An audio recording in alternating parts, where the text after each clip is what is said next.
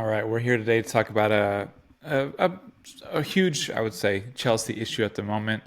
And just for some context, I want to point out that a lot of Chelsea fans have been quick to jump on certain players for not being as good as expected or as hoped over recent years. For example, Cucurella, who many consider now the best or one of the best left backs in the league or the world, and he was heavily criticized because he didn't start off well at Chelsea. Nicholas Jackson, heavily criticized. Now he's showing top of the league or second in the league for a bunch of stats. Clearly, like who could replace him? Who's better than him? Who could replace him? Truly, for all that he does. So fans have come around because he's just improved just enough to put the numbers in, to finish chances, to have a good conversion rate. Anyway, the point is, I think fans are too quick sometimes to jump on a player early, think he can't improve, think he's not worth. He doesn't have the necessary attributes to be like Chelsea player, you know. And yeah, so today the person I want to talk to talk about in this regard is, we're going to share a few stats, but I want to focus on Robert Sanchez because he's not being appreciated and he's not being respected for what he's doing, how much quality he has. So it's true, he's made a few errors that led to goals in the past year. He's had some quote bozo moments.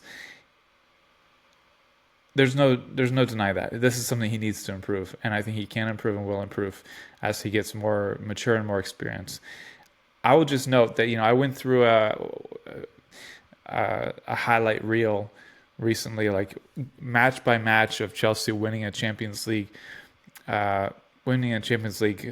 with Peter Cech in goal, and I was quite shocked because Peter Cech made like three crazy errors in this highlight reel that I watched, and I was like, this is crazy. He's one of our best keepers ever, one of the best keepers ever in general.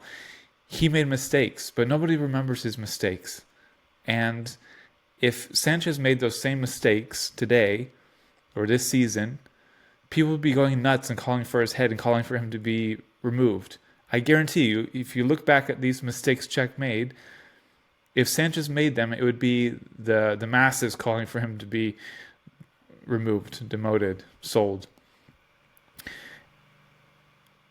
Kelleher, who we've all been clamoring for, saying is a much better keeper supposedly, and a lot of people would rather have him than Sanchez. Kelleher made a fatal mistake at the end of the match against Newcastle that led to a goal that led to them losing 2 points, getting a tie instead of a win. Ederson got benched and has made a number of mistakes, widely considered the best or one of the best goalkeepers in the world. Even Courtois, who I believe is the best goalkeeper in the world recently, in the last match, it's not like a bozo mistake, but he saved a ball, hit the ball right into the attacking player, who then scored the goal. They lost the match. So, I think all goalkeepers make mistakes, and Sanchez has made his fair share and needs to improve on that. But you can't call for his head every time he makes a mistake. He's also saved Chelsea in, I think, 3 games this season. I think he was responsible with some amazing saves for getting us wins a few times, at least twice. I think 3 times. And so now stats come out that Robert Sanchez has the best save success rate in the Premier League this season for keepers who have faced 20 or more shots. 81% save success rate versus number 2 Nick Pope, who's my fantasy goalkeeper, by the way, at 77%. Kelleher, very good, excellent keeper, 76%. Onana, 75%. Mats Sells, 75%. This is a tremendous stat. We have the goalkeeper with the best save percentage rate in the Premier League this season, and he gets shat on every day, like every day. So many Chelsea fans talk so much trash about him. I think it's horrible. Maresca keeps backing him, even laughing, smiling about it in the recent press release. And people take that as like, oh, he's just trying to help his confidence. Oh, he doesn't really believe in him. I don't buy. I believe in him. I think Maresca believes in him, and I think he's a tremendous goalkeeper. I also love his technique. I think his technique on the ball with his feet is really good and nice. I think his problem is he gets a little too relaxed at times. It's why he's such a great shot stopper. He's calm under pressure. He's very relaxed. He's overly relaxed, you could say. And at times that leads to him making passes that are a little too loose, a little too relaxed, in too much of a danger spot. And I think he's going to improve on that. I think he will, because you learn, and he will learn to be a better passer as well. I think he does have the technique and the quality to be a great passer, and he shows signs of that every game as well. That I think it's under acknowledged. This is a graph of Europe's top goalkeepers for shot stopping in Europe's top 4 leagues this season, and you've got. It's hard to find Sanchez probably, but Sanchez is right here in the top quadrant, very close to Nick Pope. Onana is very high for goals saved above average percentage.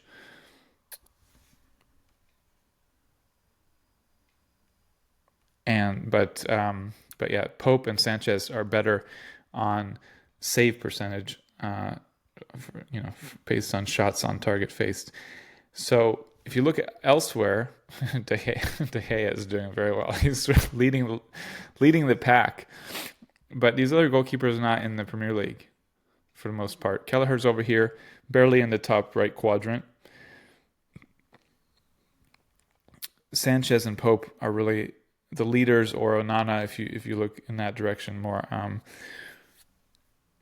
So this is based, high save quality, high save quantity. So it's qualifying his saves too, not just quantifying them. You can see he's actually close to Courtois, above Courtois in both metrics. So Courtois is coming back from injury. That's I give him a pass. But you see Raya's down here on the line. So Kepa over here, a former Chelsea goalkeeper. I don't think he's getting the credit he deserves. He's really a great goalkeeper, a great shot stopper. He's very good on his feet. He just needs to get a little bit less relaxed at times, a little bit more careful sometimes. And he's learning the system, and it's not easy to be learning the system as a goalkeeper when so much is on the line in the back, on the back line. You can also see Mamardashvili was over here in the bottom left quadrant, who I love, because especially how he played in the Euros, I would love to see, but he's not even close to Sanchez. And Neuer, this is the hilarious one. Neuer's way off the mark this year, but yeah, that's it for the Sanchez talk. I'll highlight a few other stats here for the day. Leading into the weekend, Nicholas Jackson leads the league in high-speed runs. People, again, underestimating how much he does off the ball, underestimating how good of a striker he is, not just in finishing, which has gotten very good this season. He had one chance against Liverpool, scored it. He's been converting his chances extremely well. But he runs his butt off. Nobody else has more high-speed runs. This is a big part of how Chelsea terrorizes defenses. And this is why Nkunku, who's a top quality finisher, player of all, he's a really top quality guy. I love him, and I wish he was in the starting team. But this is why he's not, because Nicholas Jackson and Cole Palmer have the spots he'd be most likely to play. And you can't bench either of them because of what they're offering to the team.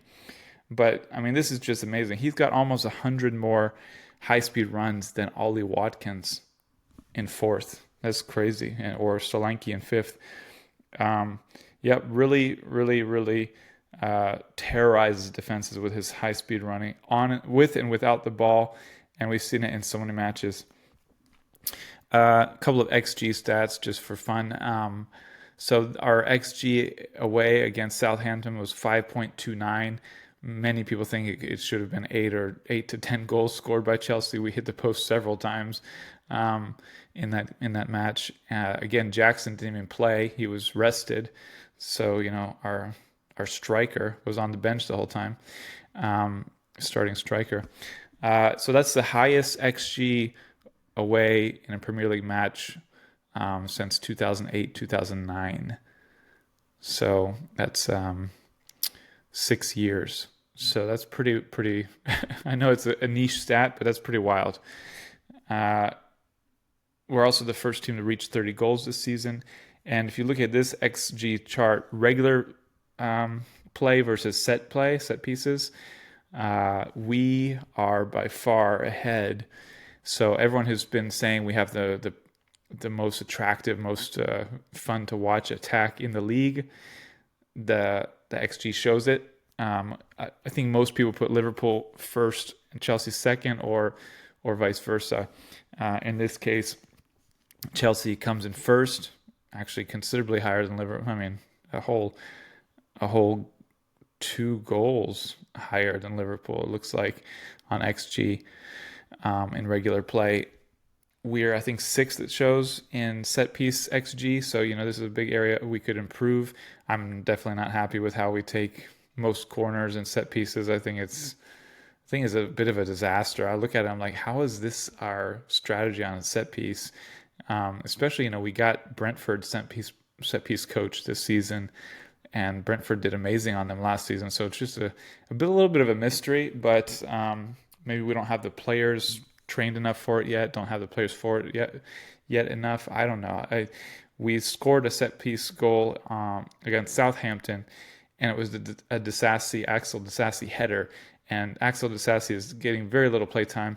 He's not a top choice for defender, but this is one big thing he offers when he comes in as to play center back. He's a really great aerial threat on set pieces. He's great at scoring headers on corners and set pieces. So, maybe it's the players are just not made for set piece play as much. But look at our XG, man. We are storming the league.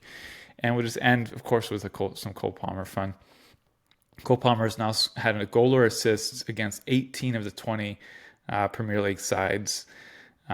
Pretty astounding. He's such a young guy. He's been not even playing a season and a half, barely more than a season. He didn't start.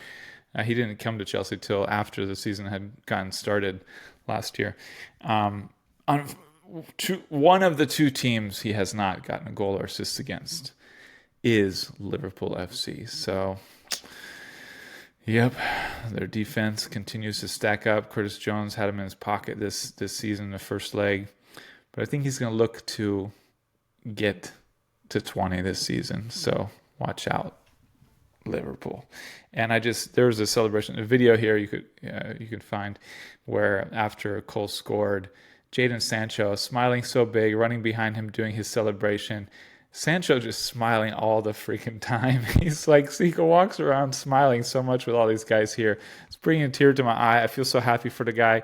He had such a rough time at Manchester United. He's had, phenomenal career in life, but he's had a very rough period, and he just loves the vibes at Chelsea are unmatched. There's no better vibes. The young guys there are all having so much fun with each other, and I think this is the kind of thing that can carry you when you're young. You have the vibes, you have the optimism, you have the lack of fear, the sense of we're just having fun, the sense of hoping and dreaming.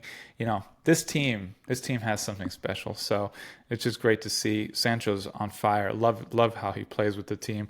So I hope to see more of him in the matches to come. But that's the presentation for today, and I hope you enjoyed it. Check in next time. And Steve needs to get on here and get some Liverpool stats and show going to kind of show what they're up to. I hear they're doing all right this year, but we'll see how the second half of the season, or how the Christmas season in 2025 period goes. We'll see.